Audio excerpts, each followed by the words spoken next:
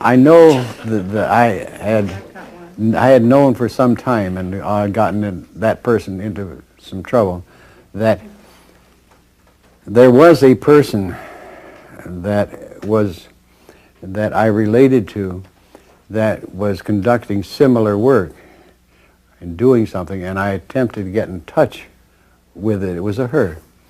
And I did it 2 or 3 times and apparently began to get her into severe problems in her environment. So I didn't do it again. But I did get her name and where she was. So I do stupid things at times. So I took this name, and this was 10 years ago, something like that. And I routed it through channels to find out if this person really existed. And you can use your own conjecture when I tell you that that was 5 years ago or longer in the Soviet Union.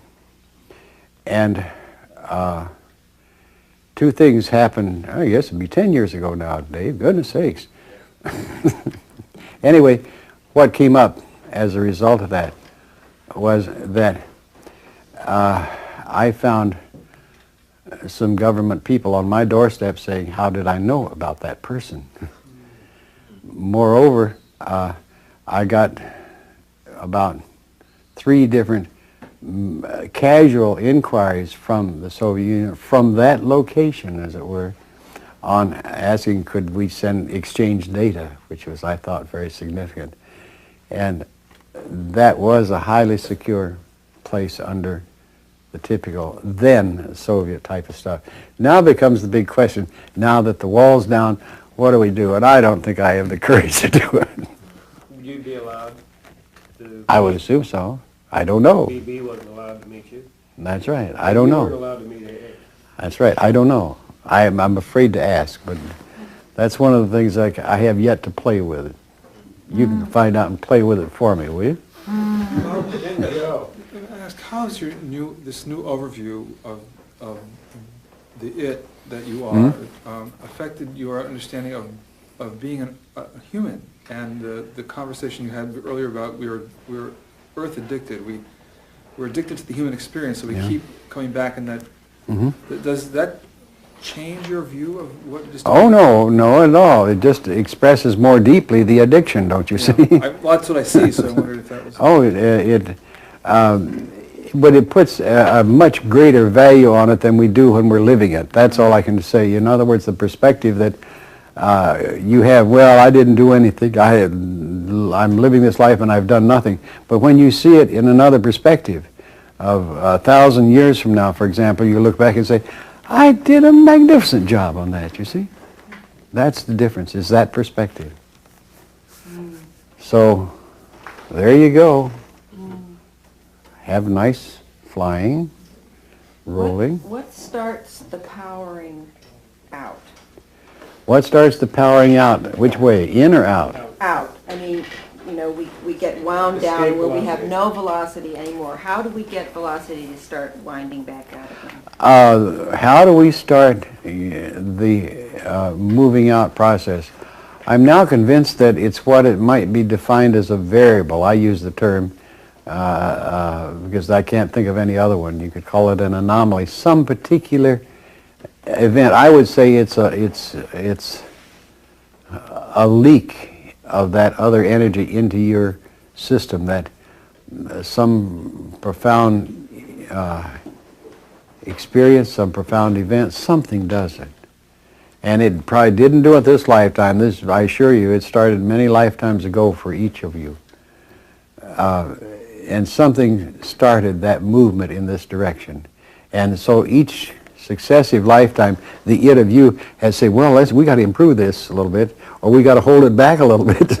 So we'll put this mix here, but we'll put this big doubting Thomas in here, so that won't make it quite so easy. It'll make it more of a challenge, you see?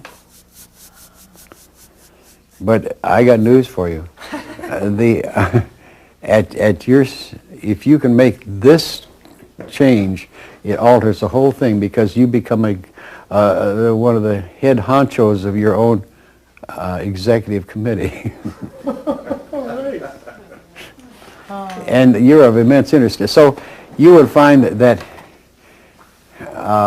here's how, one way to express it, of course, is that yes, this lifetime ordinarily would be nothing more than one describing their latest dream at a cosmic cocktail party. Do you follow? Yeah.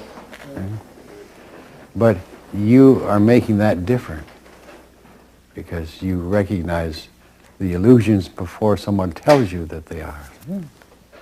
So none of us has come here to do any great big whatever. We're just here to fight to more or less continue on our own development. So You're accumulating, and again, like we're not here to save the world.